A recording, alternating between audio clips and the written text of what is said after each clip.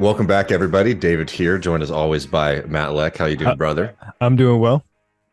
And we're thrilled to be joined by TMBS Forever crew, a good friend of ours, Brian Mier. You know their work from TeleSur, Brasilwire, and Brian's also going to be translating Lula's biography into English, which is really exciting.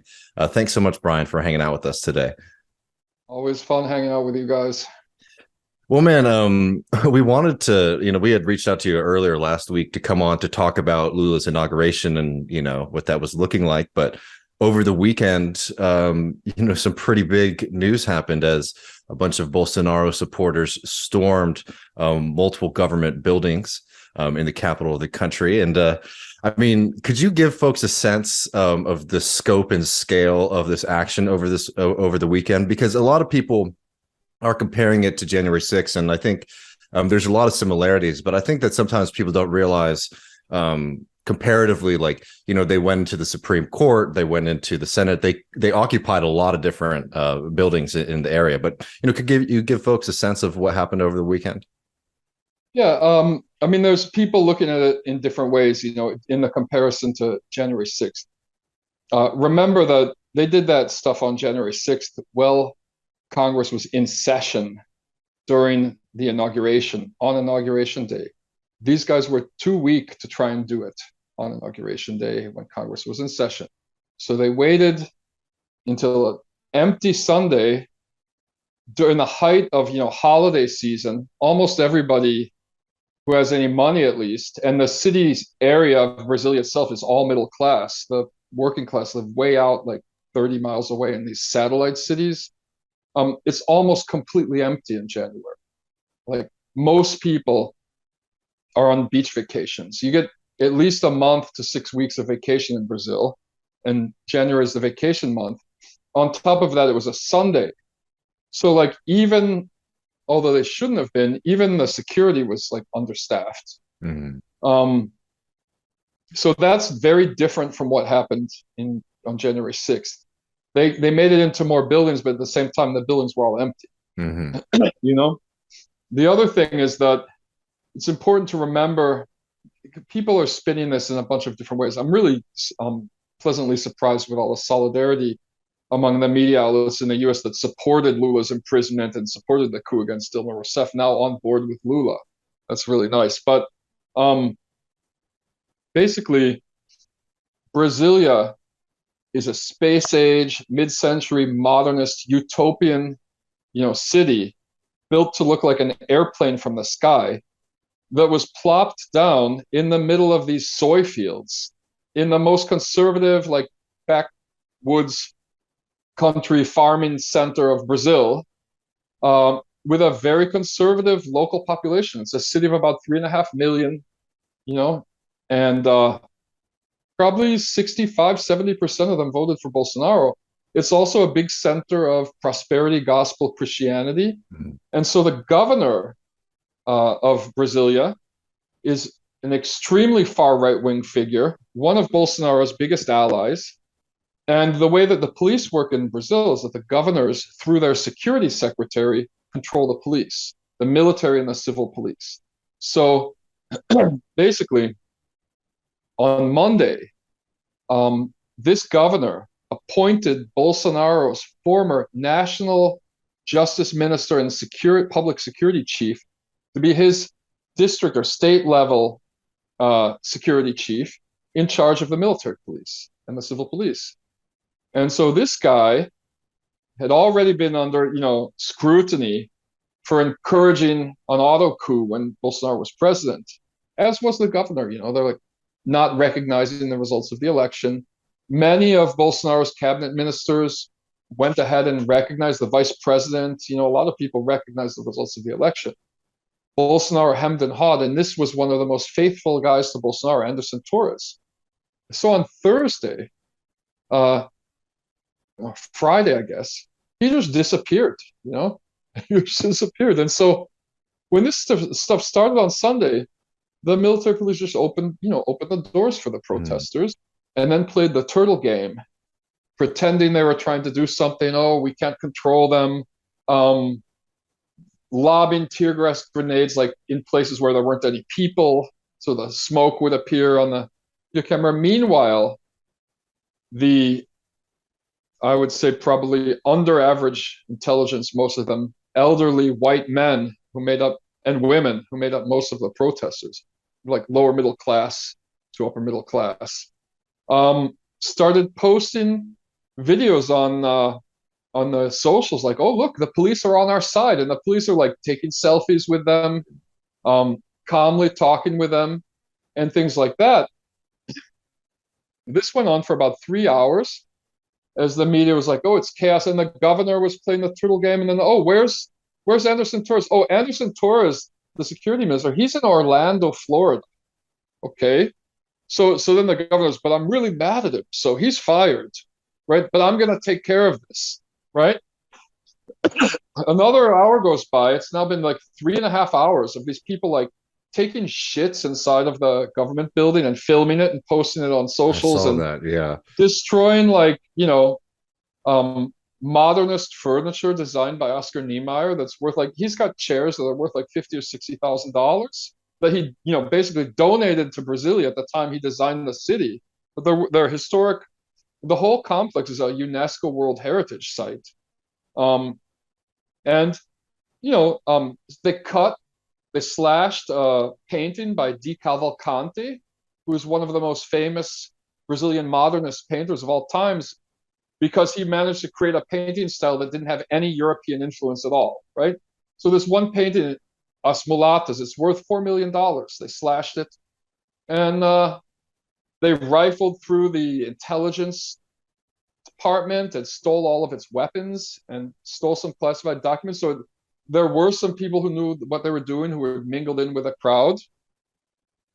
And at this point, Lula was visiting a flood zone where there'd been a bunch of people killed in mudslides in Araraquara, a city in the upstate São Paulo. And he came on TV and he's like, okay, I've issued a decree. The governor has lost control of the public security in Brasilia. The federal government's taken over public security. We've issued an arrest warrant for Anderson Torres. And 20 minutes later, they'd cleared out all of the people from all of the buildings. The civil police didn't side with the governor because there's two police forces, military and civil. You need a bachelor's degree to be a civil police officer. So they're a little bit, normally considered a little bit more intelligent. They are more, the degree doesn't mean anything, but in police terms. And also the federal police came in with helicopters throwing tear gas. They just showed how easy it would have been to not let them in, like clearing all 3 buildings out in 20 minutes. They started arresting people. They arrested like 900. They pressed charges against 200 people, and they promised to. They said they've already figured out this. The new justice minister of Brazil is Flavio Dino. He's the former Communist Party governor of Maranhão, and he's a smart guy. And it's just like, look, we already know who's behind the financing. We're going to go after everyone within the rule of law. We're not going to do anything extrajudicial, but we're going to give everyone a fair trial. And if they're found guilty, punish them proportionate to the crimes they committed. And invading a government building and destroying public property, and also like holding a violent protest in favor of a military coup carries an average sentence of 12 years. So we announced all of this, and now they're going out after everybody. And there's been this outpouring of support for Lula from around the world. I mean, it's hilarious the way that like Russia and the United States have joined behind Lula. They even offered security. They both offered security during the inauguration. So it shows that they're still capable of. It's one of the reasons these guys didn't dare try anything during the inauguration. Both Russia and the U.S. had snipers up on all the building roofs and stuff. So they must have been collaborating a little bit, you would think. So it just shows what an incredible politician Lula is, because now you've got Cuba, Venezuela, Russia, China, the United States, even Italy's joined in. Fascist Italy's joined in solidarity with Lula now. And Bolsonaro was talking about fleeing, and his son's fleeing to Italy because they can get Italian passports. So, because, go figure, they're Italians, Northern Italians. And Yeah, Greg Grandin, the author, he had this tweet that's kind of along these lines. I'm a premature optimist, but I think we are about to get a lesson in how you disarticulate incipient fascism and then inoculate against it by strengthening social democracy, both as policy and movement. I mean, do you think so? And I'm curious, like the reaction I've seen Lula talk about the loss of trust in the police forces, dealing with both the police side of this and the like fascist movement side of this. Do you think that are you optimistic about how Lula deals with this? Yeah, I think he comes out of this stronger. And there are things that are legal in the U.S. because of this like absolutist Cato Institute inspired interpretation of free speech that started in the 70s, where it's like it's my moral duty to protect Nazis, to defend Nazis. That's not legal in Brazil. Mm-hmm. Like it's illegal to be a Nazi. You literally go to jail if you're found being in part of any kind of Nazi cell in Brazil. And some kinds of racism are illegal. Racist language in public against someone, that's a crime. That's considered a kind of harassment. Mm-hmm. Especially with the racial element, it makes it worse. So like if you go into a restaurant, if you're Black, Afro-Brazilian, and you try to pay for something with a credit card and the cashier starts loudly saying that you don't have any money, your credit card's no good, or something like that, that's considered a crime of racism in Brazil because it's a kind of humiliation based on race. Or if you go into a supermarket and the security guard just follows you around the whole time, you can file a charge. It's not a big sentence or anything, but it is a crime. And so some of these kinds of things that are covered under free speech in the US are not in Brazil. That makes it, and it is a big crime in Brazil to advocate even verbally in favor of a rupture from democracy, because everyone remembers the last military coup when thousands of people were murdered and tortured, and they don't want it coming back. So there's things where they were taking advice from Bannon and Jason Miller and Matthew Tryman and stuff like that. People have no knowledge whatsoever about Brazilian law, and a lot of these people are going to be in big trouble now. And I should just make a note on the elite accountability. I do want to shout out Joaquin Castro for going on CNN and saying to extradite Bolsonaro back to Brazil. That would be the ultimate thing, and particularly that we. Who, by the way, is in the hospital again. Right, his favorite thing. So this is the ultimate thing when he gets his medical bill. Yeah, because it's a public system in Brazil. I don't think he even understands. Even if his insurance, my bet is that his insurance ran out when he ceased being president, and he didn't do any carryover paperwork. That's my bet. He doesn't seem like the guy to do carryover paperwork. Right? Yeah, I don't think he did. He would have to refile something with his insurance company to guarantee coverage in the U.S. I broke my shoulder at a DOA concert when I went back to Chicago in 2010. And I went into the emergency room and I had Brazilian health insurance. And I was so doped up from it afterwards that I didn't tell them till 30 hours later. And I said, well, you didn't tell us within 24 hours, so you're not covered. And it was $18,000. Lord. Yeah. Yeah. And if he's got another, massive bowel obstruction, which is par for the course with him, he could be facing a very large, seriously large. He might have to flee the United States to flee medical bills, right? Well, what I'm saying is, you said it would be great if he was deported, and I'm saying no. It'd be great first if he gets this massive medical bill for his bowel obstruction, and then he's taken by ICE into a internment camp and then deported. I don't know if he'd survive that process. Yeah. But going back to the events of yesterday, the the big question, I think, that from what I've been seeing, like Lula is saying that, this kind of thing doesn't just happen, that somebody paid for these buses, somebody organized these kind of things. Has there been any sense about who might be behind this? I know it's being investigated, but it's still early days. Everyone knows it's the same people who've been financing the fake truckers protests. It's a handful of business elites, local business elites, many of them who make a lot of money off of Amazon deforestation. So like when they arrested the terrorist who was trying to bomb, people are blowing that out of proportion too. Like he wasn't trying to blow up Lula. I got an email chain from a renowned Trotskyist university professor today that mentioned that Lula survived a bombing attempt on him, which is ridiculous. I mean, the guy was trying to blow up part of an airport. Lula wasn't in the airport at the time, which is bad. But it came out that he was owner of a gas station chain that operates in 5 Amazonian states along all of the new highways they're building in the areas where they're burning down the rainforest. So he wasn't as much of a patriot, self-proclaimed patriot, as someone who was like trying to protect his business interests. Yeah. And a lot of these people fall into that category.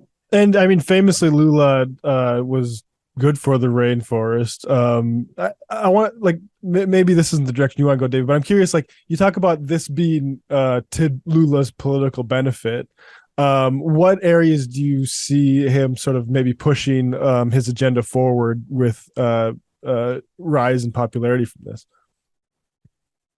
Yeah, Bolsonaro is more isolated than ever now. He's already, for example, Lula's already guaranteed that the public universities are going to stay open. A lot of the biggest, most prestigious universities in the country, like Federal University of Rio de Janeiro, which all offer free tuition and even stipends for poor students so they can afford to get to and from class and eat and stuff while they're studying. They were literally on the verge of shutting their doors in November. And, there's hundreds of thousands of public university students and their families and things like that. And even if many of them might not have been so pro-Lula or Pété, they're going to immediately feel the results of this. Bolsonaro had budgeted 50% cut, 33% cut in monthly welfare payments. Lula has already guaranteed through a majority vote in Congress maintenance of the election season welfare payment rise that Bolsonaro pushed through, plus an additional 150 reais per child under the age of 6. So he's increased welfare payments. He's raising minimum wage above inflation level, 2.3% above inflation. It's the first above inflation minimum wage hike since Dilma Rousseff. Since her second to last year in office. They paralyzed Congress during their last year in office when the PSDB party refused to admit the results of the election. And that's the last time. So when minimum wage is raised in Brazil, that means everyone gets a raise, basically. Like every company will raise you in accordance with that minimum wage. So that's always very popular. Now he's going to undo the liberalization of petroleum, gasoline, and natural gas prices. There was no need to do it. It was part of Michel Temer's deep austerity, neoliberal Washington consensus-style economic package, which was cited by he himself as one of the reasons that Dilma Rousseff got thrown out of office, refusing to get on board with it. They linked like gas consumer prices in Brazil to the international market for no reason, because it's self-sufficient in this commodity. There's absolutely no reason. So there's no reason why they should be raising the price of gas and diesel every day, every 2-3 days, like they do in Brazil. And especially with the war going on in Ukraine and things like that, the prices are going up around the world. So that's going to rebuild his popularity with the middle class. And a lot of people are just like scared about what was happening to Brazilian democracy, who aren't Lula supporters, who might even hate Lula, who now realize that like this was the only person who could have saved Brazil from this situation right now. In fact, the editor of Global newspaper just retired, and he is someone. Global is the media institution that has most attacked Lula, most lied about Lula since he was a union leader. You know, they were the cheerleaders for the Lava Jato operation, to the point where one of his defense lawyers told me she thought that Sergio Moro was blackmailing them with so much enthusiasm. They even backed his failed presidential run last year. This guy just retired, and the last column he wrote for Global before his retirement for their newspaper was Lula has saved Brazil. And he just made a list like, let's look at the ministers. He's just swapped out a human rights minister who claims to have a master's degree granted to her by Jesus. Divine providence. who claims to have had a conversation with Jesus in a guava tree. You know, who says things like boys should wear blue, girls should wear pink. Yep. He's just swapped her out for this guy, Silveira, who you know, he's like published a book about Lukács. He's written a book about Lukács, the Hungarian Marxist philosopher. He's written a book about structural racism, and he used to play in a rap metal band. You know, he's just like, really, he gave the most brilliant acceptance speech. He's a Afro-Brazilian guy, you know, like the first thing he said is like, let's get this out of the way right now. Working class men and women of Brazil, you exist, you're important for us. Afro-Brazilian men and women of, you know, you exist, you're important for us. LGBT community, trans women, trans men, you exist and you're important for us. Indigenous people, you exist, you're important for us. That's how he opened his speech. And it's such a, the contrast is like night and day. You know, I mean, and you can go down the line of the ministers, and it's all like that. Because Bolsonaro just put in these opportunists who are literally just like trying to destroy the state. Yeah. So, to give a spark notes understanding, it's like what happened over the weekend was really horrific for a lot of reasons, but it seems like it has sort of broken some of Bolsonaro support with some members of the public, and Lula's coming out a lot stronger from it. How is the sense of you know, the other kind of right-wing politicians who might sort of not necessarily be like Bolsonaro supporters explicitly or something like that, but they were more favorable to, you know, Bolsonaro presidency than a Lula one? Do you think that there's going to be sort of forced to you know, change their public posture a little bit because of what happened over the weekend? Well, definitely. The regular traditional right is already on Lula's side, and it was before he took power. The third biggest party in Congress after Bolsonaro's Liberal Party, which Tucker Carlson never mentions the name of the party. We know liberal means something different outside of the US, but it's still funny. Yeah, you would see Lula and his liberal elites. I was like, no, Bolsonaro, literally, his party is called the Liberal Party, and they're all elites. Okay, but this party is called União Brasil, and they're the legacy party of the official neo-fascist military dictatorship party, Arena, from the dictatorship. They've already flipped sides, and they're in Lula's coalition. They've got like 2 ministries in his government. MDB, which is the legacy party of the opposition, which wasn't that much of an opposition, obviously, controlled opposition during the military dictatorship. They're in Lula's camp. They're the 4th biggest party in Congress. So Lula's already got, he came in with everyone saying like, oh, how is he going to govern? He's only got, he and his allies only have like 25% of Congress. Well, no, he's already got over 50% of Congress. So those people have already distanced themselves from Bolsonaro. What we're seeing now is actual hardcore Bolsonaristas, like former Vice President Hamilton Mourão, distancing themselves from Bolsonaro. Even before Sunday, one of Bolsonaro's top, you know, totally fascist generals, Santos Cruz, who managed like UN operations in Haiti and Congo, he gave this big interview saying the right has to move beyond Bolsonaro. Bolsonaro is not a real conservative. He's a populist with dangerous ideas. He did more damage to the right than he helped the right. The most reactionary right-wing mainstream journalist in Brazil is this guy named Alexandre Garcia, who was the press secretary of the last military dictator, Figueiredo, and he hates Lula's guts. And he was kicked off Global for being too reactionary, and then they hired him at CNN, and he went anti-vaxxer on CNN. CNN Brazil is owned by conservatives, CNN is conservative, right? Yeah. I mean, you could call it conservative, but CNN Brazil is more conservative than CNN US. But they had to fire him too because he was saying, they kept saying, stop talking about chloroquine, stop talking about chloroquine, and he kept doing it. And so it's amazing. It just sounds like another state in the US that we just don't hear about as much. Like a lot of this sounds very familiar.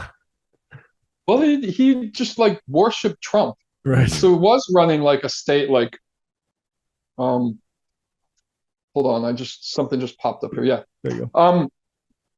It was, I don't know what you would call it, like Alabipi, Louisiana, or something. It's kind of like this mixture of the most Trumpist states, but then like taken to extreme because the leader had no charisma.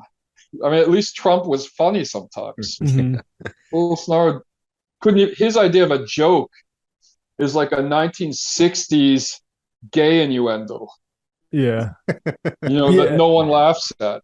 And their populism is very different too. Like Trump at least has somewhat of a connection to the people through things like television ratings or whatever, even if it's like really approximate. Bolsonaro is just like a weirdo, like with military background, right? Yes, definitely. That's a good character. And strong organized crime ties. Right. Well, I guess Trump has them as well. Yeah, that could be useful.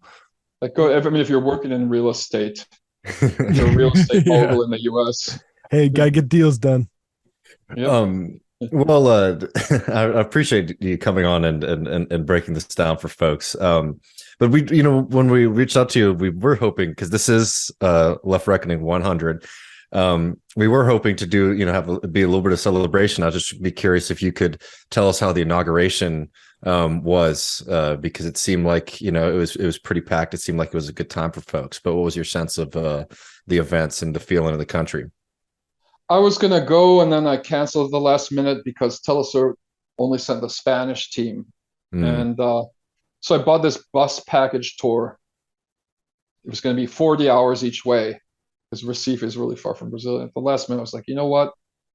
They're sitting me next to the bathroom on this bus. I've been on long bus rides. It's an aisle seat. And I've been on really long bus rides in Brazil. And after about 10 hours, that bathroom begins to stink, and the rear of the bus is also the hottest part of the bus. And then they told everyone on the bus that this celebrity was coming because I'm a reasonably well-known like web TV presenter in Brazil. And everyone's like, oh, we want to talk to Brian. And I just got like cold feet. And I'm glad I didn't go because I had a really nice New Year's with my wife and daughter, which is what you should do on New Year's. There you go. But I have tons of friends who went, and it was pretty incredible. I mean, it was like when you see the photos of him going up the ramp, you see a crowd that doesn't look that big because for security reasons, and also because the security reasons, not because of like, violence risk or something like that, just because of trampling. The Plaza of the Three Powers, which was invaded yesterday, which is the Supreme Court, Congress, and the presidential palace, which is kind of like they separate the residence and the office in Brazil as a civilized nation would do. They don't make the president work in his house, but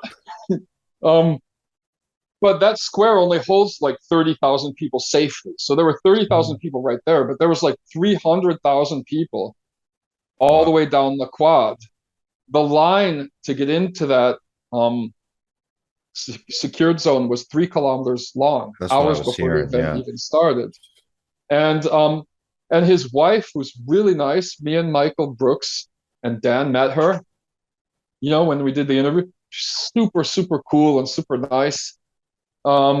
She decided to organize this massive free concert with all of the musicians who like supported Lula during the celebratory concert that went on till 4 a.m. for free, Wow. like on the quad, which was pretty amazing too. So, I mean, this coupled with the fact that it happens on New Year's Day and everyone's out all night, drinking in Brazil for New Year's Eve anyway, made it for like this carnival, like really positive environment.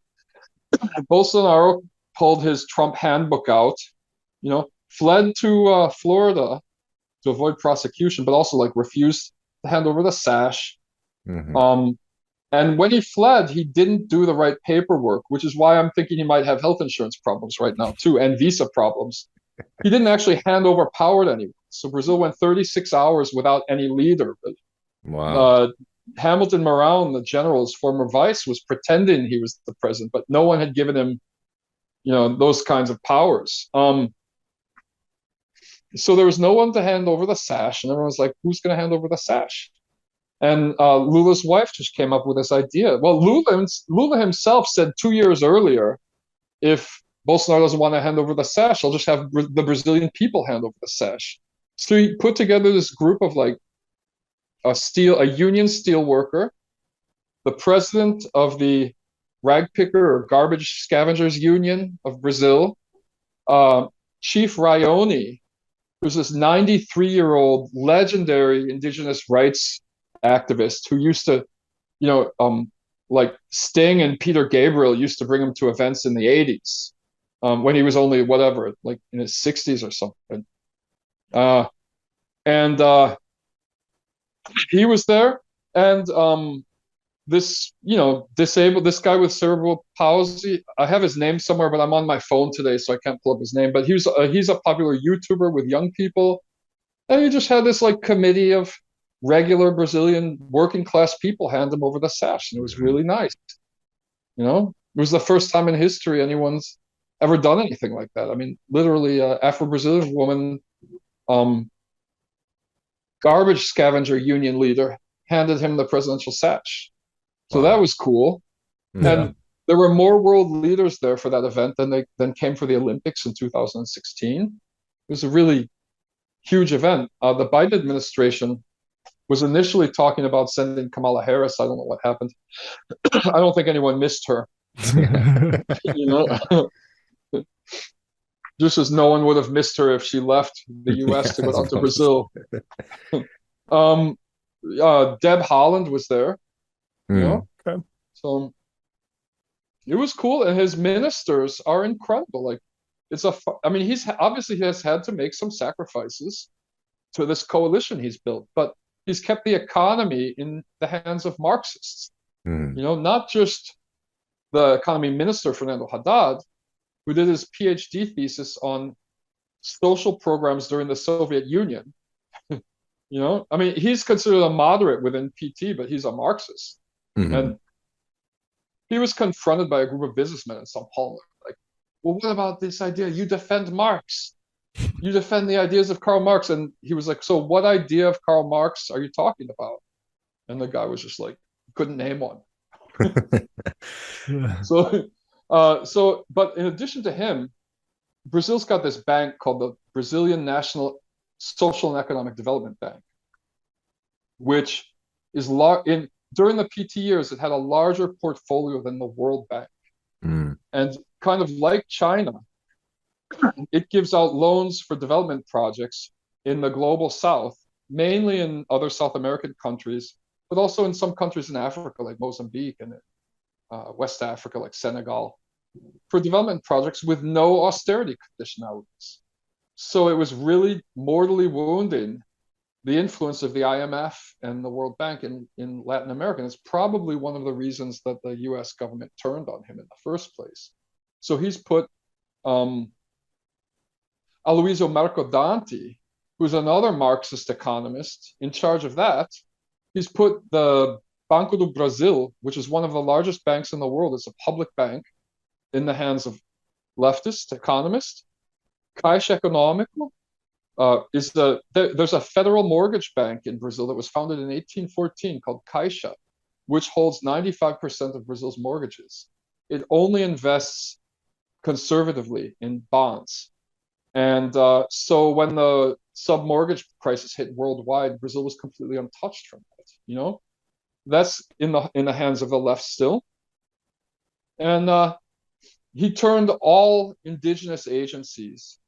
This is a historic first, maybe anywhere in the world. He's turned all the indigenous agencies, well, maybe not Bolivia, but he's turned all the indigenous agencies into the hands of indigenous women, you know, actually from reservations, you know, who live on reservations and stuff. Or they're not called reservations in Brazil because they weren't relocated, but indigenous lands, like people from indigenous lands, which is really amazing, you know.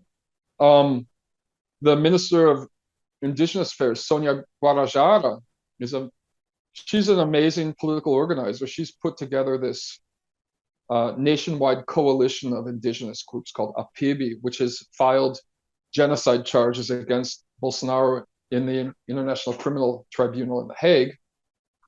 She's from the PSOL party, which some people think is farther left than PT, but that's very arguable these days. But anyway, it's a left ally. No one would accuse her of being a neoliberal or something like that, that's for sure. He's made up with Marina Silva, who has an amazing personal story.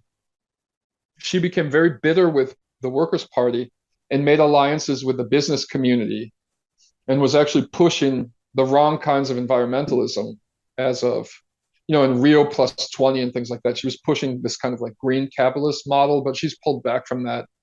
And I mean, she was Chico Mendes's number two in the rubber tappers union struggles in Rondônia in the 80s. I don't know if you guys remember that whole thing, but Chico Mendes was okay, well, you guys are younger than me. It was a big, in the 80s, you know, there were all these like benefit concerts and Sting and everybody and Bob Geldof talking about Chico Mendes' assassination. He was a rubber tapper union leader. He was killed by loggers, and she was his number two. She only learned how to read when she was 19. She grew up in the middle of the forest in Acre. And because of her and her allies, Acre, until 4 years ago, still had 99% of its original forest cover. And it was one of the only places in the world that had a functioning, really well-functioning green extractivist economy that was making all of its money off of renewable resources extracted from existing rainforests, like Brazil nut, you know, fish and things like that. So it's really good. She has a lot of support internationally and stuff too. So it's good that she's in charge of the environment. And I mean, you just go down the list, all kinds of really incredible people in the ministries, even like the lower level people in the ministries are really interesting. He's reestablished ministries that were shut down, like the Ministry of Racial Justice, who's now being managed by Marielle Franco's sister. Wow. She's the new Minister of Racial Justice. And she's another interesting character. I mean, she's an NGO. She started an NGO that gets money from big foundations and stuff, but she's Marielle Franco's sister. You know, like what kind of message does that send out to the family that's soon going to be implicated in one way or another? I think her son, Bolsonaro's son, Carlos especially, was Marielle Franco's biggest enemy in Rio de Janeiro City Council. They're going to be implicated somehow in their murder. And now her sister is a minister. And that's not the future that Bolsonaro had planned 4 years ago. Yeah. Well, I mean, that's the thing is like, obviously we've been watching what's been going on in Brazil for, you know, a long time now, and comparing it to the US, you know, where we had these brutal years under Trump, you know, there was a lot of celebration about the quote unquote, you know, return to normalcy here. And don't get me wrong, very happy Trump's out of power. But it's a lot brighter in Brazil when it's not just, oh, we kicked out the right wing, you know, clown fascist characters, but there's a lot of things to be really excited for and hopeful for the future in the, you know, in this term of Lula's presidency. Definitely, as long as, you know, like I had a nervous hour yesterday, thinking what would happen if the army sided with these protesters. But you know what? It was a very local thing. They were expecting shit to kick off nationwide. It didn't happen. One group of people closed a road in São Paulo. there was a road closing in Paraná or something like that, but it was temporary. So it's turned out it was really like just kind of like this localized thing with a local governor, and they've already kicked the governor out of office for 90 days pending investigation. So this sends a message out to all of the other Bolsonarista governors who got elected, most notably in São Paulo, that the Supreme Court's willing to pull you out of office if you try to encourage any kind of rupture with democracy. So that's another good sign. So I think, I was, like I said, I was a little bit worried. There was a couple tense moments last night when the army, for example, there have been these little protests in front of army headquarters around the country, which the Trump people, Bannon, whatever, they use these kind of like photoshopped photos to make it look like 6 million people are in front of this military base where there's like 6,000 maybe, and then a lot of them a couple hundred, and they were losing people left and right. Most of them have already been shut down, but this one in Brasilia still had 700 or 800 or 1,000 people in front of it. And after they kicked everyone out of the buildings, a bunch of them went back to the base where they were camping out, and the army rolled out armored vehicles and troops and protected the people in front of that base. And at that point, I was like, what the hell is going on? Is the army going to flip sides? But it turns out, and it was reported around, it was like, oh my God, the army is protecting the protesters. It turned out later that they had set that wall up to keep people from coming in. And so the police were on one side, the army was on another side. And there were a couple hundred people stuck in there who couldn't leave. And this morning they cleared it out. So it wasn't the beginning of like a military coup. And I was worried that like the Lula administration might call on the army to step in, and then the army would just say, no, we're on the other side. And that didn't happen. So I think this goes back to the situation where, the US and Russia told them they'd have no support. So I think at this point it's time to move forwards. I think they're going to systematically cut off funding. They're going to come up with some new laws regarding social media and electoral process in Brazil. And they're going to enforce existing laws and go after people who use social media to break the law by spreading disinformation about the integrity of the electoral system, to encourage people not to accept the results of the election. That's a crime in Brazil. It might not be a crime in the US in the same way, but it's like a serious crime down here. So, excuse me. Yeah, no. It's been a long day. I've been doing interviews. I appreciate you so much, taking the time to join us, Brian. Y'all can find Brian's work at TeleSur. You can find Brian's work at the excellent Brasilwire, and be sure to keep your eye out for this Lula translation, which I'm really looking forward to getting my hands on when it's all said and done. It's an amazing book. It's the first 100 pages takes place in the 3 days before he turned himself into the federal police, because the author was with him the whole time, and it goes into like this micro detail. So like the first thing, they're like, oh, the Supreme Court just ruled that you can be arrested now. So the first thing Lula does is he calls up one of his steel workers buddies. He's like, all right, go out and buy like 10 kilos of picanha, buy a couple of kilos of ribs, get a bunch of cachaça, let's have a barbecue. This is what I love to hear. This is feels tailor-made for me sometimes. Lula's barbecue love is a very it's a very special thing. It's a psyop tailored to David. Yeah, exactly. He told me to tell this to you. Maybe one day I can make a brisket for Lula. That would be amazing, and I bet he would like it. I'd be very honored. Well, Brian, thank you so much. I'm looking forward to having you on, in the next few weeks or something like that, to see how all these things are coming into play, and hope you get some rest and some relaxation after what seems like it's been a pretty busy couple of weeks.